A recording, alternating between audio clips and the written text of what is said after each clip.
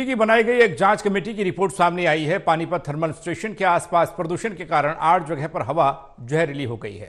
प्रदूषण से आसपास के आधा दर्जन गांव के लोग घुट-घुट कर जी रहे हैं। अब कहीं सुनवाई नहीं हुई तो गांव जातल के लोगों ने हाईकोर्ट का दरवाजा खटखटाया, एक रिट दायर की है जिस पर एनजीटी ने कमेटी बनाई थी।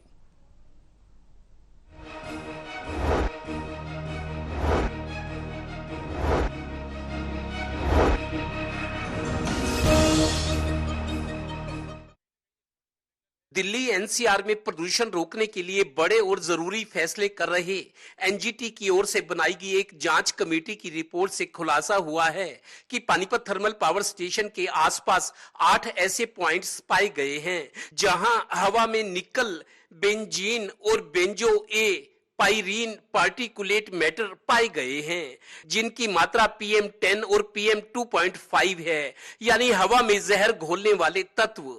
एनजीटी की बनाई इस कमेटी में central pollution control board, state pollution control board के अलावा पानीपत के डिप्टी कमिश्नर शामिल थे।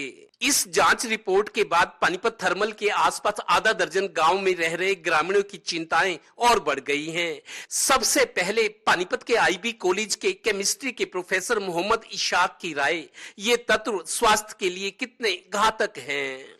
जो ए पैराडीन का, निकल का, इन सब का होता है तो जो इंटरनल ऑर्गन्स हैं जिसमें लीवर है, हार्ट है, किडनी है, ये काफी हद तक ये इम्पैक्ट होते हैं और इनकी डिजीज होने का खतरा आदमी के ऊपर हमेशा जल्दी से जल्दी बना रहता है।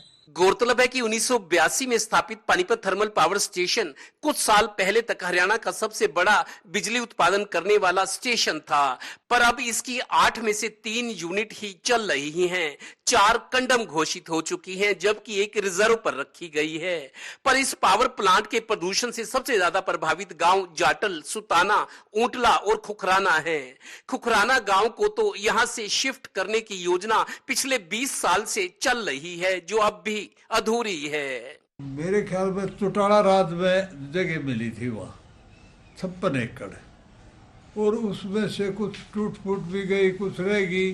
तो अभी तक कोई सी सरकार ने उसके लिए काम ही नहीं कराया भाई ये गांव जल्दी उठ जाए। यहाँ तंगी थी पहली तो थर्मल की, फिर ये सीमेंट फैक्ट्री की, यहाँ प्रदूषण ही प्रदूषण था बहुत बुरा।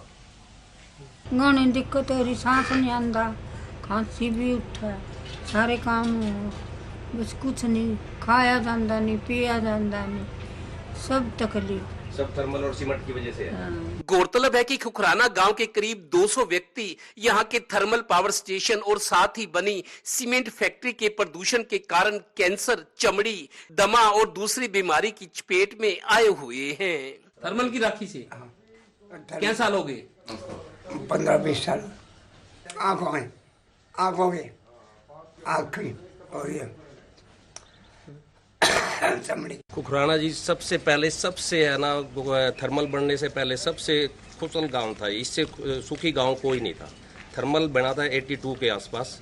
उसके बाद यहाँ जैसे जैसे थर्मल चलना शुरू हुआ तो यहाँ राखी का और कोयले का बहुत बड़ा डस्ट बढ़ता चला गया। उसके बाद मैंने यहाँ देखा कि प्रदूषण बहुत ज़्यादा आ गया है। प्रदूषण आने के बाद हमने 93 में इसको गांव को शिफ्ट करने के लिए एक ग्राम सुधार समिति बनाई थी। उसके लिए हमने पूरी योजना के साथ हर सरकार से मेहनत करी, कोई भी सरकार ने हमारी सुनवाई नहीं की। गौरतलब है कि गांव जाटल के लोगों ने इस प्रदूषण को रोकने के लिए Punjab and Haryana high court में रिट डाली हुई थी। अब जाकर हाई कोर्ट और एनजीटी के दखल से यहां के प्रदूषण को नकेल कसने के कदम उठाए जा रहे हैं। कहते हैं सरकारी काम होते हैं। प्रदूषण के चलते अपनी जिंदगी दांव पर लगाने वाले खुखराना गांव को यहां से शिफ्ट करने की योजना 2001-2002 में चौटाला सरकार के टाइम बनी थी, लेकिन एक गांव आज 2023 हुआ, अब तक शिफ्ट नहीं हुआ। हालांकि कार्य में प्रगति है, यहां के लोग अब भी घुट घुट कर जी रहे हैं। कैमरामैन राजेश कुमार के साथ Devendra Kathoria, total news, Panipat bureau.